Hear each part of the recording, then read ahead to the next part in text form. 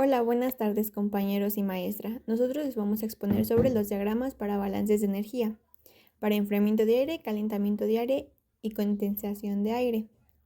Mi equipo está conformado por Alexander Ávila, Carolina Bustamante, Saraí Compagni, Eliud Landeros y su servidora Jimena Valdés. Bueno, como primer tema tenemos el balance de energía. Los balances de energía se utilizan en ingeniería térmica para analizar la cantidad de energía intercambiada en procesos de acondicionamiento de aire y otros sistemas térmicos. Estos balances consideran el calor sensible, que es el cambio de la temperatura, y el calor latente, que es cambio de fase de agua a aire. La presentación gráfica de estos procesos se realiza mediante diagramas, entre los cuales destacan el diagrama psicométrico, el diagrama de Müller, y el diagrama de temperatura versus el diagrama de energía, que permite visualizar y analizar las propiedades térmicas del aire húmedo. Como conceptos básicos tenemos el aire seco, que es el componente gaseoso sin presencia de agua en forma de vapor. El aire húmedo, que es la mezcla del aire seco con vapor de agua. La temperatura de bulbo seco, que es TBS en grados centígrados, que es la temperatura medida con un termómetro común. La temperatura de bulbo húmedo, que es el TBH en grados centígrados, que igual es la temperatura medida con un termómetro envuelto en un paño húmedo y va a indicar el enfriamiento por evaporación. La temperatura de rocío, que es la temperatura en la que el vapor de agua en el aire se va a condensar.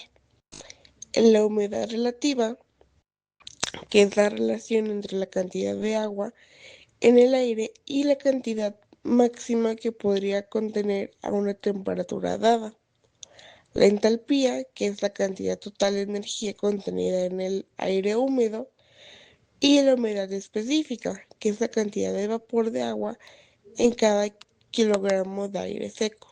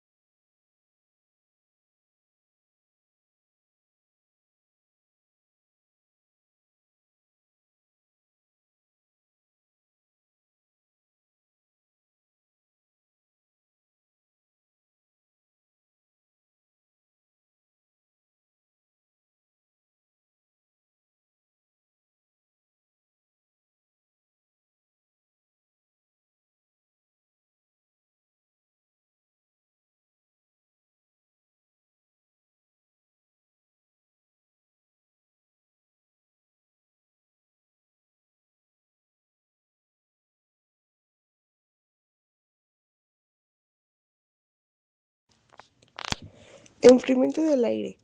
Su objetivo es reducir la temperatura del aire en un espacio inferior, brindando confort térmico y mejorando la calidad del aire.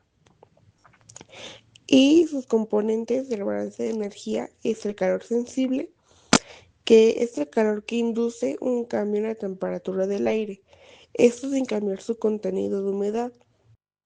Y bueno, esto se calcula considerando la masa del aire, la capacidad calorífica y la diferencia de temperatura entre el aire entrante y el saliente. En el calor latente, este calor es removido asociado a la condensación del vapor del agua presente en el aire. Este componente es crucial en climas húmedos donde la eliminación de humedad se requiera para lograr confort.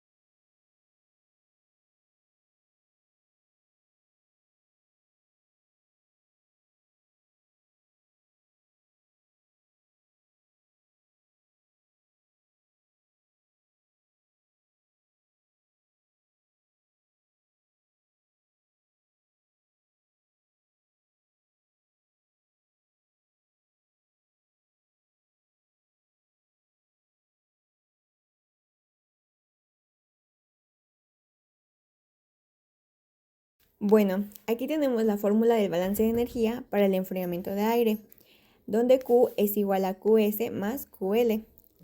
Q tenemos que es el calor total removido. Esto tiene unidades de kilocalorías sobre hora o BTU sobre hora. QS es el calor sensible removido. Igual tiene unidades en kilocalorías sobre hora o BTU sobre hora. Y QL es el calor latente removido, que de igual manera tenemos unidades en kilocalorías sobre hora o BTU sobre hora. Calor sensible. La ecuación está representada como calor sensible es igual a flujo másico del aire por la capacidad calorífica específica del aire. Entre paréntesis tenemos la temperatura de entrada del aire menos la temperatura de salida del aire. Esto se multiplica. Calor latente. El calor latente es igual al flujo másico del agua condensada por el calor latente de vaporización del agua. Aquí podemos obtener un diagrama de un balance de energía para enfriamiento de aire en donde vemos tanto la entrada y salida de aire como la salida de agua. El calentamiento del aire, su objetivo es aumentar la temperatura del aire en un espacio interior, así garantizar el confort térmico durante periodos fríos o en ambientes que requieren calentamiento. Su fórmula es: el calor sensible es igual al flujo másico por la capacidad calorífica del aire, esto por la diferencial de temperaturas del aire. Aquí podemos observar un diagrama de un balance de energía para el calentamiento de aire, en donde podemos ver tanto la entrada y salida de aire como la entrada y salida de agua. Bueno, ahora yo les voy a explicar la diferencia entre balance de enfriamiento de aire y de calentamiento. El calentamiento de aire, aquí predominan los cambios de calor sensible, que es el calor necesario para elevar la temperatura de aire sin cambiar necesariamente su contenido de humedad. Su objetivo del balance de calentamiento es calcular la cantidad de calor que debe ser añadida a un espacio para meter una temperatura interior deseada en las condiciones frías o pérdida de calor. Y en el balance de enfriamiento de aire, aquí incluye tanto cambios de calor sensible que afectan la temperatura como el calor latente, y este se refiere a la eliminación de la humedad. Este último es especial e importante por la deshumificación, ya que busca reducir la humedad del aire mientras se controla la temperatura. Y el objetivo del balance de enfriamiento de aire es calcular la cantidad de calor que se debe remover en un espacio para mantener la temperatura interior deseada en las condiciones cálidas o de calor excesivo. La condensación del agua del aire, esta ocurre cuando el aire se enfría a una temperatura inferior al punto de rocío. El punto de rocío es la temperatura a la cual el aire debe de enfriarse para que el vapor del agua comience a condensarse. Esto causa que el vapor del agua presente en el aire se convierta en líquido. Este fenómeno es esencial en los sistemas de deshumificación, y la deshumificación es el proceso de reducir la humedad relativa del aire al eliminar la parte del vapor del agua presente en él. Así que el vapor de agua es removido al enfriar el aire por debajo de su temperatura de saturación. Su fórmula es representada como calor total menos calor sensible más calor latente, y el calor total se determina a partir del flujo másico de aire en kilogramo sobre hora por la capacidad calorífica del aire en kilocaloría por kilogramo por grado centígrado, por la temperatura inicial del aire en grados centígrados menos la temperatura final del aire después de la condensación en grados centígrados, más el flujo másico del agua condensada en kilogramos sobre hora por el calor latente de condensación en kilocalorías sobre kilogramo.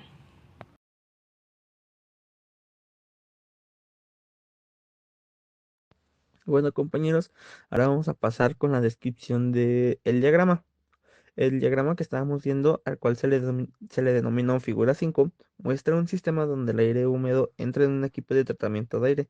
Este equipo utiliza un refrigerante para enfriar el aire, lo que provoca la condensación de la humedad presente en él. Vamos a contarles los que son los componentes claves de este sistema.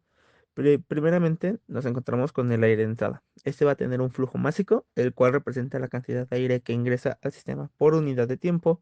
La entalpía, que indica la energía total del aire en la entrada, incluyendo calor sensible y latente. La humedad específica es la cantidad de vapor de agua presente en el aire de entrada. Y ahora el aire de salida. Este va a contar también con un flujo másico que representa la cantidad de aire que sale del sistema después del proceso de enfriamiento. La entalpía muestra la energía total del aire en la salida que se ha disminuido debido al enfriamiento.